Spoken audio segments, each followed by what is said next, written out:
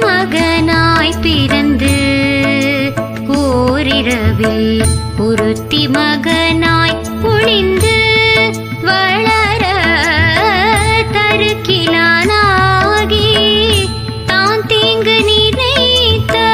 கருத்தை பிழைப்பித்து கஞ்சன் வயிற்றில் நெருப்பென நின்ற நெடுமாலே உன்னை அறுத்தித்து வந்தோ பறை தருதியாகில் திருத்தக்க செல்வமும் சேவகமும் யாம் பாடி வருத்தமும்